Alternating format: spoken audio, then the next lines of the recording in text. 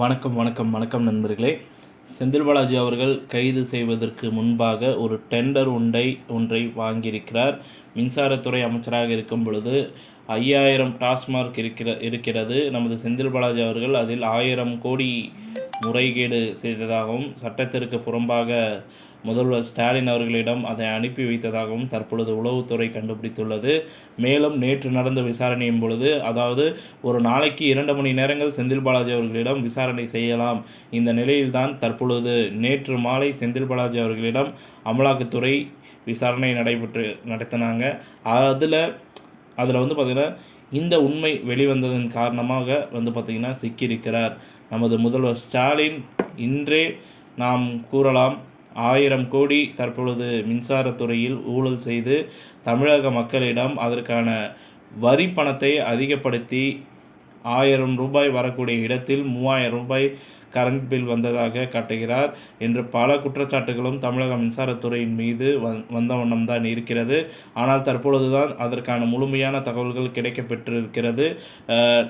நாம் இதை சற்று யோசித்து பார்க்க வேண்டும். செந்தில் பாலாஜி அவர்கள் கைது செய்ததோ அதிமுகவில் ஊழல் செய்ததன் காரணமாக 2 கோடி வாங்கி அதாவது 2 கோடி வாங்கி வேலை வாங்கி தருவதாக 150 பேரிடம் ஏமாற்றியிருக்கிறார் நமது செந்தில் பாலாஜி அவர்கள். ஆனால் அந்த பணத்தை திருப்பியும்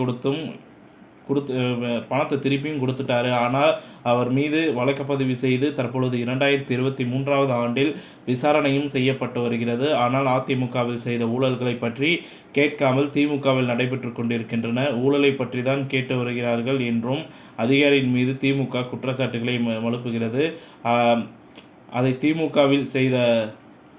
அதிமுகவில் செய்த ஊழலை விட திமுகவில் செய்த ஊழல் தான் அதிகம் என்று, குறிப்பாக செந்தில் பாலாஜியிடமிருந்து கைப்பற்றப்பட்ட ரகசிய டைரியின் மூலமாகத்தான் அவரிடம் கேள்விகளை கேட்கப்பட்டு வருகின்றார்கள்.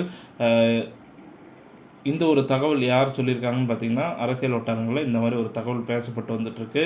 இந்த நிலையில்தான் 1000 கோடி முதல் ஸ்டாலின் அவர்களிடம் கொடுத்திருப்பதாகவும் நிரூபிக்கப்பட்டால், முதல்வர் ஸ்டாலின் அவர்களுக்கு செந்தில் பாலாஜியின் நிலைமைதான், செந்தில் பாலாஜி பக்கத்தில், அதாவது புழல் சிறையில் அடைக்கப்படுவது உறுதிதான் அப்படின்ற தகவலும் கிடைக்கப்பட்டிருக்கிறது. முழுமையான தகவல் அனைத்தும் இன்று மாலைக்குள் வெளியிடப்படும்.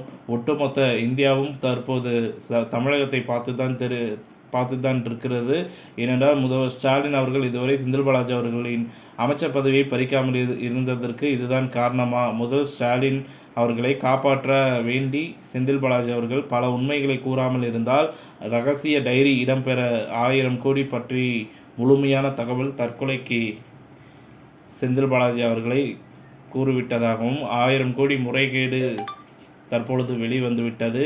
அது மட்டும் இல்லாமல் செந்தில் பாலாஜி அவர்கள் யாருடன் தொடர்பு வைத்திருந்தார், இதற்கு யாரெல்லாம் பினாமி என்ற அனைத்து தகவல்களும் கைப்பற்றப்பட்ட பிறகுதான் செந்தில் பாலாஜி அவர்கள் உட்பட பல பேர் பார்த்திங்கன்னா இதில் கூண்டோடு சிக்குவார்கள். அது மட்டுமல்லாமல் முதல்வர் ஸ்டாலின் அவர்களும் இதில் கைது செய்வது, சிறையில் அடைக்கப்படுவார் என்ற ஒரு சந்தேகம் எழுந்த வண்ணம் இருக்கிறது. ஒரு வேளை கைது செய்யப்பட்டால் தமிழகத்தில் உள்ள எல்லா இடங்களிலும் கலவரம் ஏற்படும் அப்படின்றதில் எந்த ஒரு மாற்று கருத்துமே இல்லை. ஸோ அனைத்து ஆதாரங்களும் ஸ்டாலின் அவர்களுக்கு எதிராக இருக்கும் பட்சத்தில் கைது செய்வது உறுதிதான் என்று சவுக்கு சங்கர் அவர்கள் குறிப்பிட்டிருக்கிறார்.